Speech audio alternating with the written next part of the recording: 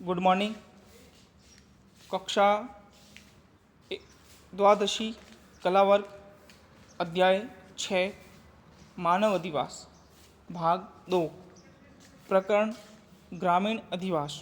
तो आज हम ग्रामीण अधिवासों के बारे में अध्ययन करेंगे। जैसे आपके सामने चित्र प्रस्तुत हैं, अधिवास भूगोल के रूप में चित्र प्रस्तुत किया गया है। ये ग्रामीण अधिवास हैं। गांवों के अंदर किस प्रकार के अधिवास होते हैं। तो सर्वप्रथम ग्रामीण अधिवास में सघन या गुच्छित अधिवास। सघन या गुच्छित अधिवास क्या होता है?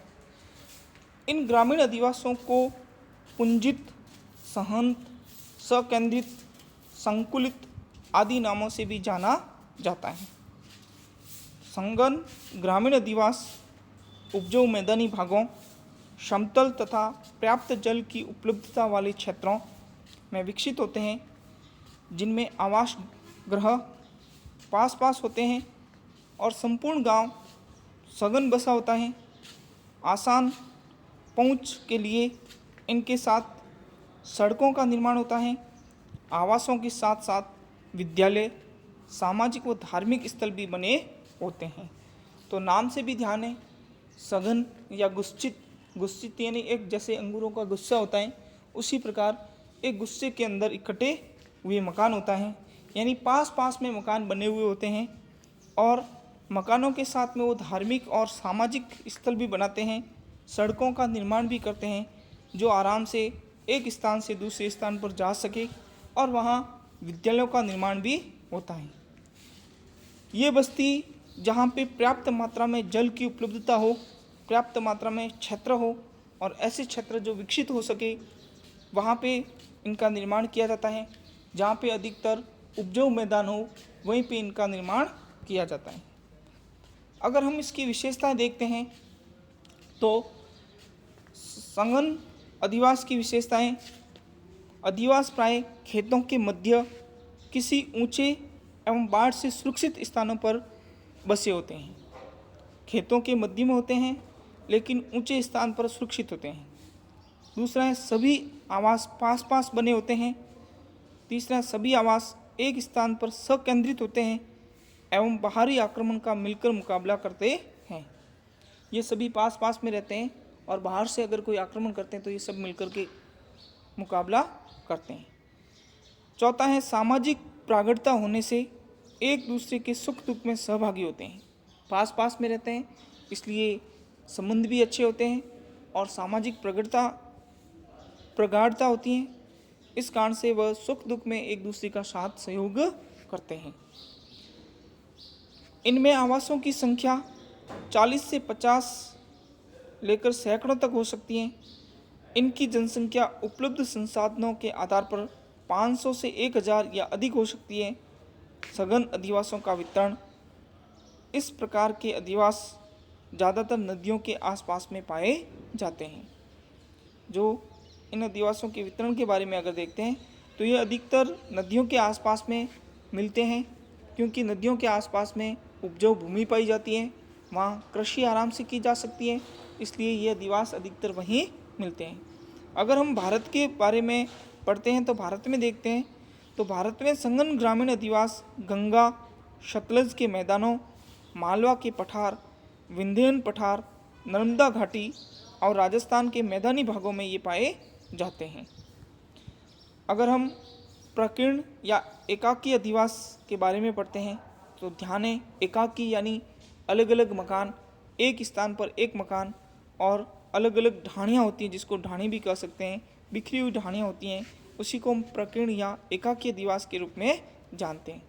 ऐसे अधिवास चित्रे और बिखरे होते हैं, इसलिए आवास एक दूसरे से दूर और कृषि भूमि को छोड़कर बनाए जाते हैं। अगर इसकी विशेषताएं देखते हैं तो इनकी विशेषताओं के बारे में पढ़ते हैं तो आवास एक दूसरे से ये बहुत दूर होते हैं। व्यक्ति एकाकी रूप में रहते हैं। व्यक्ति स्वतंत्र जीवन यापन के आदी होते हैं। एक दूसरे के सहयोग की भावना कम होती है। कृषि में संलग्न जातियों में ऊंच नीच की भावना होती है। तो इस प्रकार से कहा जा सकता है कि इसमें भेदभाव भी पाया जाता है। तो ये हैं वो समाज से थोड़े से दूर होते हैं और एक दूसरे का सहयोग कम करते हैं, क्योंकि ये अपना एकाकी जीवन ही व्यतीत करता है और एक दूसरे से अलग निवास करना ही ये पसंद करते हैं। इसलिए इनकी जो अधिवास होते हैं, इनके अधिवास वो चित्रे बिखरे हुए होते हैं और दूर दूर होते हैं। एक ढाणी इधर तो दूसरी ढाणी कई किलोमीटर दूर होती हैं। पास पास में इनके मकान नहीं पाए जाते हैं। उत्तरी अमेरिका में, संयुक्त राज्य अमेरिका में और कनाडा के प्रेरी प्रदेश ये इसके स्थान हैं। उत्तरी अमेरिका, संयुक्त राज्य अमेरिका और कनाडा के प्रेरी प्रदेश, एशिया के स्टेपी मैदान, गंगा के खादर क्षेत्र, हिमालय पर्वतीय क्षेत्र व तराई तथा भाबर क्षेत्र, मध्य दक्षिण अमेरिका में अर्जेंटीना के पंपाज, ऑस्ट्रेलिया के डाउन्स तथा दक्षिणी अफ्रीका के वेल्डन्स प्रदेश, दक्षिणी राजस्थान के उदयपुर, राजसमंद, डूंगरपुर, प्रतापगढ़ और बांसवाड़ा जिलों में तथा मरुस्थलीय प्रदेश में प्राकीर्ण अधिवास प्रमुख रूप से पाए जाते हैं। ये प्राकीर्ण अधिवासों की प्रमुख रूप हैं, जिसमें उत्तरी अमेरिका से संयुक्त राज्य अमेरिका, कनाडा, प्रेरी प्रदेश, एशिया के स्टेपी मैदान, गंगा के खादर क्षेत्र, हिमालय पर्वत क्षेत्र, तराई व भाबर क्षेत्र, मध्य दक्षिणी अमेरिका में अर्जेंटीना के पंपाज, ऑस्ट्रेलिया के डाउन्स, दक्षिणी अफ्रीका में वेल्डन्स प्रदेश, दक्षिणी राजस्थान के अंदर अगर जाते हैं तो उदयपुर में, राजसमंद में, डूंगरपुर में, प्रतापगढ़ में और बांसवाड़ा जिलों में और मरुस्थलीय प्रदेश में इस प्रकार की अधिवास पाए जाते हैं। यह अधिकतर अधिवास इस प्रकार के क्यों पाए जाते हैं? इसका प्रमुख कारण क्या है? इसका प्रमुख कारण है कि यहाँ कृषि कार्य, घास के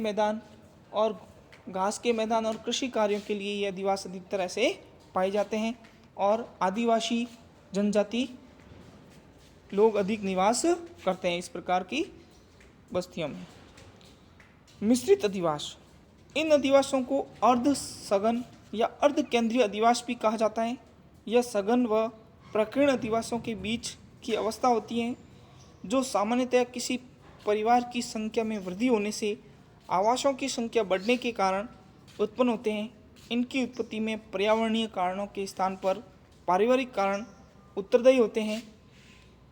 जैसे सांगोद कोटा तहसील के अंदर है, सांगोद कोटा के अंदर तहसील है, वो खुर्द गांव है।